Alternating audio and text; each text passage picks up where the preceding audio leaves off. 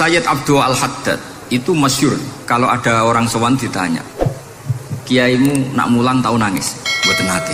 Lereni ngaji mbek wong ngono iku. Atine atos gitu. Tapi Abdul Hasan Asyadzili kalau ada orang tamu tanya, kiaimu nak mulang tau guyu? Mboten nate. Lereni wong ra iso syukur gitu. Jadi ini dua kutub besar. Siapa yang enggak tahu kewalian Abdul Hasan Asyadzili? Siapa yang enggak tahu kewalian Sayyid Abdul Al-Haddad? Dan itu mirip perdebatan Nabi Yahya dan Nabi Isa. Nabi Yahya itu happy, hidupnya happy. Kayak bapak saya itu hidupnya happy. Zaman miskin saja gak pernah susah. Gak pernah susah. Bapak saya itu khasnya gak pernah susah. Mau meninggal saja masih guyon sama saya. Mau kapundhut tuh seguyon kali. Ya seneng, ya happy saja. Jadi mirip cerita Jalaluddin Ar-Rumi. Beliau mau kapundhut, muridnya nangis semua, marah-marah dia. Kamu murid-murid yang bodoh. Saya ini mau ketemu kasih kamu tangisi. Ayo joget semua. Makanya kalau ada orang mati kok ceria itu karena mazhab Jalaluddin apa? Ar-Rumi. Masyhur itu. Ini malam pengantin saya, kenapa kamu nangis? Makanya jadi mitos kalau mimpi jadi manten tuh mau mati. Karena kalau Jalaluddin Rumi istilahkan kematian itu adalah pengantin. Umar bin Abdul Aziz salah satu khomisul khulafa masyhur itu. Ketika mau kapundhut orang nangis semua juga dia marah. Memangnya saya mau kemana kok kamu tangisi? Ila khairi madhubin ila khairi rahimin ila arhamir rahimin timbang kumpul kon sumpek atau mati katanya. Memangnya saya mau kemana kan? Ila khairi madhubin ila kedat yang terbaik yang ngecat tuju. Ini mirip Nabi Yahya. Sehingga Nabi Isa ngejlok mali aroka dohikan ka'annaka ta'manu min makrillah. Kamu kok sering senyum sering guyu ngakak-ngakak seakan kan kamu tuh tidak pernah akan kena siksa.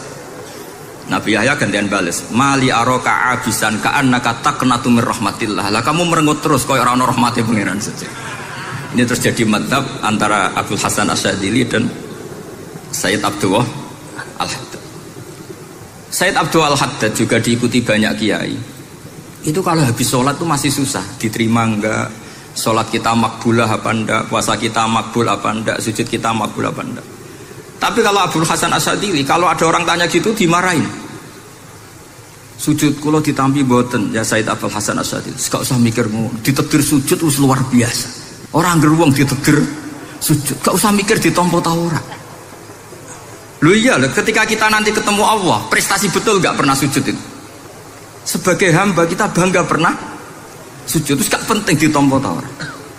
Bahkan kalau anak-anak muda ini kepengen ditampa niate elek. Ditompo digajar pangeran terus mlebu swarga terus sama bidadari gitu. Jadi muni ditompo tapi pikirannya sudah ngayal macam-macam. Kalau mazhab Abdul Hasan Asyadzili tidak. Sehingga kitab hikam kita tahu kitab hikam itu adalah dikarang Ibnu Athaillah As-Sakandari, dia muridnya Abdul Abbas Al-Mursi dan ini terus muridnya Abdul Hasan apa? Asyadzili. Itu cerminan Syadziliyah murni. Ya saya ulang lagi itu cerminan Syadziliyah apa? Murni. Sehingga beliau ngendikan masyhur itu qalilul amali ma'a syuhudil minnah minallah khairun min kasiril amali ma'a ru'yatit taqsir. Jadi amal sedikit tapi yakin itu anugerah Allah, lebih baik beramal banyak tapi masih merasa salah karena ra ono syukure. Makanya bapak saya Gus Ali ana wong abangan gelem salat gak tahu gak disahno sah terus. Ketika ada orang fikih marah-marah tapi rubah gedang wes rubah gedang lah wes sah terus. Pokoknya sah terus. Ini sangat-sangat sadili berarti. Ini penting saya utarakan supaya khazanah kita itu tidak pernah habis. Karena al ulama warasatul anbiya. Nabi tidak ada warosati, tapi warasatul anbiya. Sehingga semua watak para nabi sebelum Rasulullah SAW itu semua tercermin pada umatnya Rasulullah SAW. Cerita paling terkenal tentu Asra Badrin.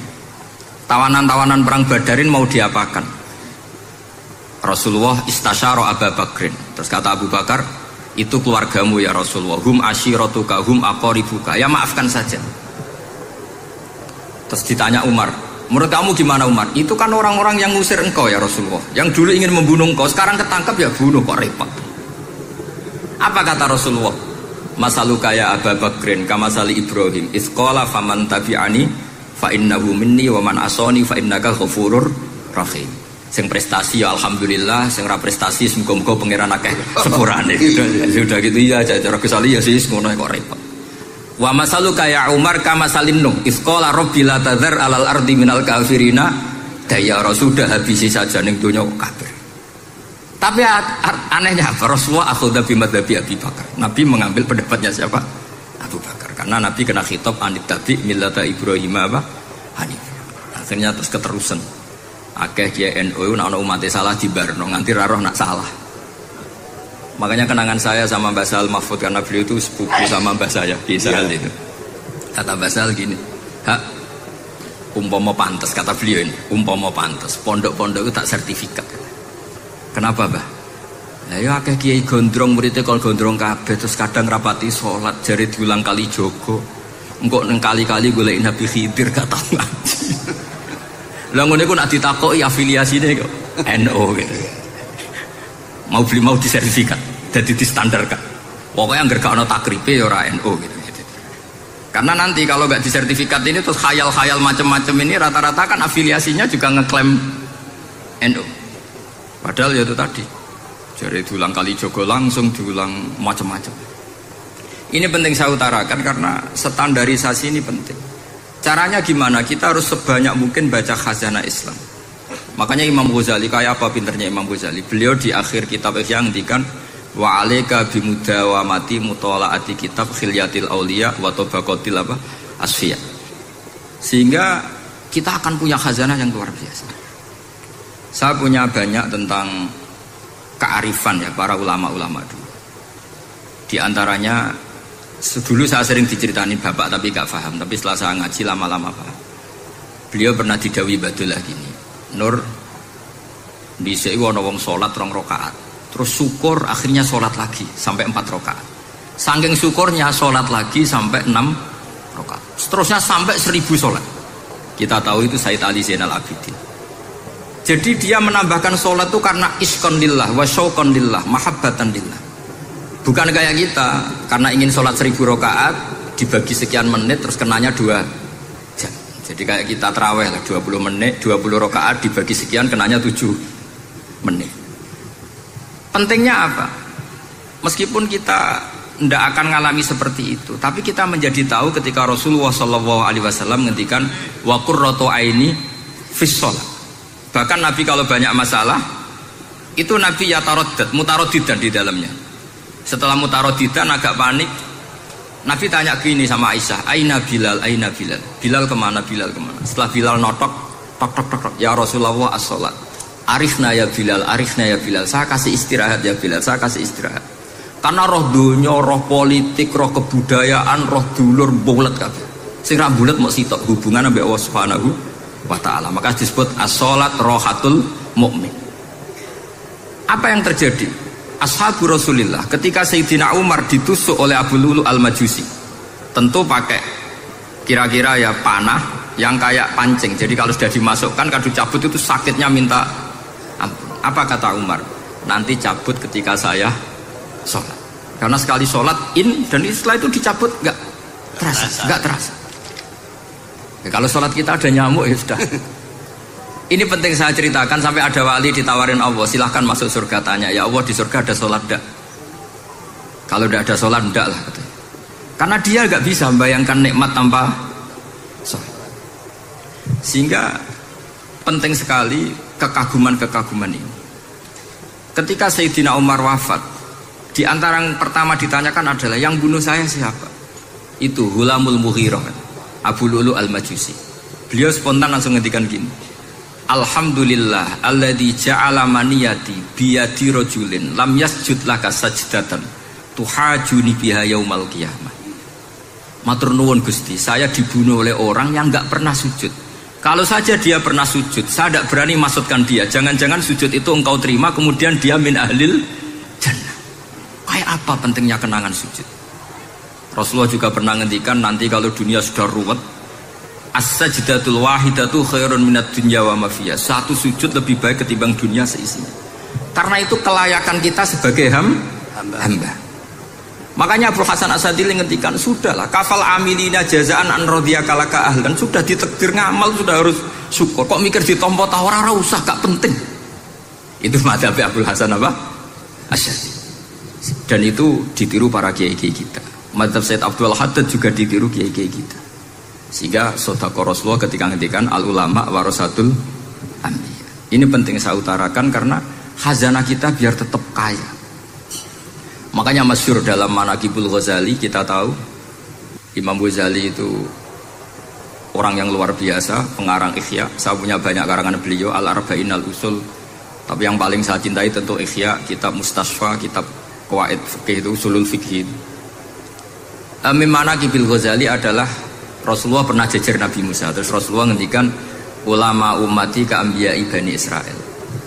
Terus kata Nabi Musa, yang benar saja, masa ulama kok kapasitasnya kayak Nabi, apapun hebatnya itu nggak mungkin lah kapasitasnya kayak Nabi. Terus kata Rasulullah, ya sudah buktikan saja. Terus dipanggillah Imam Ghazali.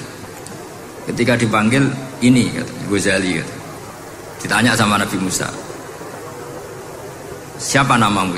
Ana Muhammad bin Muhammad Al-Ghazali At-Tusi Asy-Syafi'i. Mau jawabnya panjang. Terus kata Nabi Musa, kecangkeman itu, corong Jawa itu kecangkeman, ditakoki jeneng kok jawabnya kakean. Terus kata Imam Ghazali, ya lumayan saya. Jenengan ditanya Allah sing ya alamus sirra wa akhfa saja jawabnya kelebihan. Apa itu kata Nabi Musa? Wa ma tilka bi yaminika ya Musa. Qala ya asaya atawakkau 'alaiha wa ahusyu biha ala ghanami wa liya fiha ma'aribu ukhra. Jadi Nabi Musa ditanya, sing mbok gawa iku apa ta? Ini tongkat saya, tak pakai ini, tak pakai ini, tak pakai ini. Jadi masih banyak kelebihan jenengan timbang saya. Akhirnya fa'aqarra Nabi Musa ini ikrar bahwa benar-benar ulama Rasulullah itu keambiyai Bani apa? Israel. Jadi khazanah-khazanah kecerdasan gini ini penting. Sehingga ketika ada kemacetan fikih, ada kejumudan fikih, tugas kita adalah memecahkan kejumudan itu. Misalnya begini, ini yang sering dilakukan bapak saya dan Gus Ali. Kancanan wong fasik hukumnya piye? Ya ora oleh, wong kok kancanan wong fasik. Tapi kalau dibalik, bina wong fasik boleh ndak? Boleh. Syaratnya bina kudu ngancani. Jadi dibelokkan gitu aja sudah rubah. Hadza huwal fiqh. Yang dikatakan fikih ya seperti ini. Tapi orang-orang yang nggak ngerti detailnya fikih, apalagi usul fikih, fikih itu menjadi rumit. Makanya ahli sunnah itu luar biasa. Ada orang mati karena narkoba atau karena apa itu? Oplosan. Itu kiai cokre. Itu kiai alim biasa datang. Itu ya biasa mempersaksikan, nggih mayite sae nggih. Nggih. Padahal orang itu nggak percaya ini orang mati cokre kok apa? Sae. Padahal dia di kiainya bilang gini, wis sae saiki sereso nakal katanya. Maksudnya sae sudah mengakhiri semua kenakalannya lewat apa? Lewat kematian tadi. Karena itu doa Rasulullah. Rasulullah itu kalau ngedikan itu luar biasa. Allahumma ij'alil hayata ziyadatan li fi kulli khairin wal mauta rohatan li min kulli syarrin. Ya Allah, jadikan hidup ini ziyadatan li fi kulli khairin. Jadi anggap saja kalau hidup itu berarti potensi tambah baik. Anggap saja kalau mati itu akhir dari segala keburukan.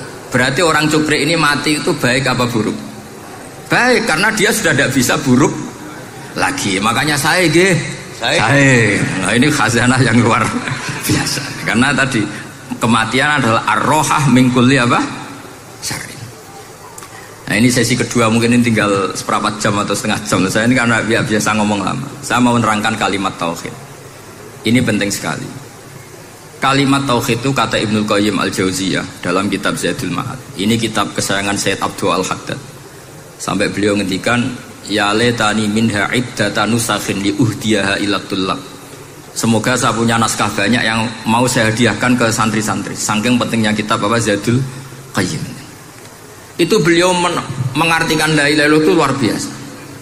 Kalimat ini adalah kalimat super. Allah bikin surga juga demi kalimat ini. Siapa yang menerima kalimat ini maka masuk surga. Yang menolak kalimat ini maka dimasukkan neraka. Kita tahu neraka itu kalau ada batu dicemplung itu sampai ke bawah itu nunggu 70 tahun. Kayak apa kedalamannya? Bego siapa saja tidak akan bisa itu bikin apa? Neraka. Karena kalau batu dijatuhkan nunggu 70 tahun itu sampai qariha. Itu dibikin juga untuk orang yang menolak la ilaha illallah. Kemudian karena manusia butuh latihan, dibikinlah langit dan bumi supaya didiami manusia untuk menerima konsep la ilaha illallah. Karena manusia butuh pelatih, diutuslah para rasul untuk melatih la ilaha illallah. Dan kalimat ini andaikan ada orang kafir 70 tahun kemudian dia melafadzkan la ilaha illallah Muhammadur Rasulullah, maka semua kekafirannya dihilang dia. Maka santri-santri yang aswaja ini harus yakin ia adalah kalimatun dakhala bihal kafiru al-islam. Ini kalimat yang orang kafir 70 tahun saja menjadi muslim. Tapi sekarang banyak gerakan dengan kalimat yang sama malah orang Islam menjadi kafir. Itu kira-kira kelompok aneh napa mboten? Hanya karena la ilaha illallah banyak kelipatok dihukumi kafir. Gara-gara la ilaha illallah bitung dino diarani kafir. Wong kalimat ini sing kafir wae dadi mukmin. Sekarang dengan kalimat yang sama yang mukmin jadi kafir. Ini apa-apaan? Kira-kira gitu cara madzhab ini apa-apa. Ini penting saya utarakan. Jadi kepastian tauhid. Ngendikane pangeran qul lil ladzina kafaru iyantahu yufar lahum ma qad. Makanya Abu Hasan As-Sadili ketika nafsirkan fa'lam annahu la ilaha illallah wastaghfir li dzambika walil mu'minina wal itu ai bihadhil kalimah kata beliau. Kamu harus camkan bahwa la ilaha illallah dan setelah itu kamu baru sah istighfar untuk kamu sendiri maupun untuk orang mukmin siapapun, mukminah. Kita tahu andaikan kita punya keluarga kafirah atau murtadah sah enggak diistighfari? Enggak sah. Tapi sefasik apapun asal dia min ahli tauhid maka sah diistighfari karena fa'lam annahu la ilaha illallah wastaghfir lidzambika walil mu'minin. Jadi sahnya mengistighfarkan orang lain hanya dengan satu syarat yaitu dia min ahli la ilaha illallah Muhammadur Rasulullah. Sehingga dalam cerita-cerita kewalian, dan ini saya percaya cerita ini karena saya pernah menemukan di Musnad Ahmad, saya menemukan di Ithaf syaratnya Ihya, juga di kitabnya Said Muhammad Abu Abdul Farad itu. Dulu itu ada wali yang tukang bikin Istanbul itu. Pernah dengar tuh Istanbul itu yang Quran kecil itu. Kalau sekarang kan dibikin masif 5.000-an. Yeah. Kalau dulu masih asli. Itu Kiai Sarbini itu kayak Mbah Khalil Bangkalan. Jadi karena dia orang penting itu, nak diundang orang itu, ya engkau nak ditakoki pangeran muni rombongan. Jadi kayak Mbah Khalil juga masih gitu. Terus ditinggal lagi. Engkau takoki pangeran muni ngenteni Mbah Khalil, ngenteni rombongan. Ya sudah gitu dong. Tapi karena beliau terkenal wali ya. Singkat cerita kalau Sohibul Bait ini nggak terima karena pas 7 hari sampai di sebelah sapi apa-apa ternyata dia tahlilnya sebentar. Terus kata beliau, ya sudah semua makanan itu ditimbang pakai pohon kelapa. Yang satu kosongin katanya. Kifatul mizan yang satu atau kafatain mizan yang satu dikosongin. Beliau datang yang bikin Istanbul tadi. Bilang bis itu sudah jam 4 katanya. Sudah tinggi bismillahnya. Kata beliau, bismillahku ora genep ae wis ngalahno pakananmu, apalagi genep kata. Ini penting saya utarakan nanti di cerita yang di kitab Musnad Ahmad. Ini perlu dicamkan. Saya hafalkan hadis itu. Inna wa ta'ala istakhlasa rajulan min ummati ala ru'usil khalaid. Setelah dipertontonkan, fayan suruh alaihi tis'an wa tis'ina sijillan kullu sijillin minha maddul basar. Jadi ketika dipertontonkan itu ada satu box, yang satu boxnya itu sudah sepanjang mata melihat. Sudah satu boxnya saja itu mislu maddul basar, sepandang mata melihat. Apalagi di 99. Terus Allah itu fair, Allah tanya, afalaka uzurun, apa kamu melakukan kesalahan banyak ini punya alasan? Enggak katanya. Adzolamat kata badi al-hafidun, apa memang malaikat itu sentimen sehingga salah kamu tok yang ditulis, kalau kamu nggak salah nggak ditulis? Ndak ya Allah. Terus kata Allah, bala innalaka inti hasanah, kamu masih punya satu kebaikan. Ketika Allah bilang kamu punya satu kebaikan, apa kata lelaki tadi? Nah, gunanya apa ya Allah satu kebaikan dibanding kesalahan yang sebanyak itu? Akhirnya kesalahan yang sebanyak itu ditimbang. Si timbang satunya itu hanya la ilaha illallah Muhammadur Rasulullah. Fato syat as-sijilat, semua catatan salah tadi kalah. Kenapa? Fala yaskulu ma'asmillahi ta'ala syai'un, karena di dunia maupun akhirat tidak ada yang bisa mengalahkan kalimah thayyibah. Tapi sekarang kalimah thayyibah itu jadi tersangka. Nah ini makanya saya mohon santri-santri, hujjiyatu ahli sunnah wal jamaah ini harus mustaqirrah, harus sabitah, harus benar-benar berargumentatif. Sehingga kita tahu setahu-tahunya bahwa kalimat ini adalah kalimat yang orang kafir saja menjadi muslim. Masa dengan kalimat yang sama orang mukmin menjadi kafir? Ini penting saya utarakan karena kita harus terus belajar. Caranya gimana? Ya diantaranya tadi belajar kitab Ihya, beberapa kitab, sehingga khilaf-khilaf fikhiyah, meskipun kita tidak bidangnya misalnya, itu tetap punya kualitas yang luar biasa. Saya sampai sekarang menerima sorogan kitab Mahalli. Itu di situ ada perdebatan unik. Boleh enggak misalnya jenazah itu diletakkan di belakangnya yang sholat? Kata kaul awal enggak boleh. Di mana-mana jenazah itu ya di depannya orang apa? Sholat. Tapi kata kaul sani, ya boleh saja jenazah itu tidak imam katanya. Iya. Sehingga pentingnya kaul sani adalah kalau Anda di Arab Saudi itu jenazah-jenazah tetap di kamar mayat. Kemudian yang sholat ya di depan jenazah. Karena kalau dipaksakan di depan berarti jenazahnya di dekat apa? Ka'bah. Kayak apa kreditnya Mekah? Nah, meskipun kita tidak melakukan itu karena nanti dianggap aliran apa? Sesat. Ada jenazah kok di belakang kita sholat apa? Di depan. Tapi ini ilmu harus kita dengar. Begitu juga khilafnya kaul qadim dan kaul jadid. Menurut kaul jadid, yang namanya sujud itu harus 7 anggota. Karena kata Rasulullah SAW, umirtu an asjuda ala sab'ati a'zumin al-jabhah wal yaden wal rubbaten wal kodamen. Berarti al-jabhah 1, yaden 2, kodamen rubbaten 2, kodamen 2. Sehingga kalau kiai-kiai fanatik fikih itu nak anak sujud ngongkrong dipetel-petel dong. Mergo supaya 7 apa? Anggota. Tapi kata Imam Syafi'i dalam kaul qadim, kata beliau, wayah tamilu, mungkin saja sujud itu cukup pakai jabhah. Karena dalam doa Nabi itu hanya sajadalaka wajhi wa sam'i wa basori. Tidak ada Nabi dongo sajadalaka wajhi wa yadi wa rubbati wa kodami. Jadi kecerdasan ulama-ulama dulu itu luar biasa. Sehingga kalau kita baca pembanding-pembanding itu, lama-lama kita menjadi cerdas. Ini yang terakhir saya cerita tentang Imam Ghazali. Dulu banyak orang yang bermadzhab pentingnya uzlah, sehingga banyak ulama yang uzlah. Alasannya kumpul wong serepot tok, paling gak ngerasani wong lah, minimal dosanya ngerasani wong. Singkat cerita banyak ulama yang uzlah, kemudian umat ini dipimpin aliran-aliran sesat. Terus ulama yang uzlah-uzlah itu diparani sama ulama yang sudah jadi wali. Ya akalatal hasis, karena dia di hutan sehingga makannya hanya rerumputan. Taraktum ummata Muhammadin sallallahu alaihi wasallam fi aidil mubtadi'ah. Betul uzlah itu baik, tapi membiarkan umatnya Nabi dipimpin orang-orang yang sesat. Ya, saya kira demikian. Assalamualaikum warahmatullahi wabarakatuh.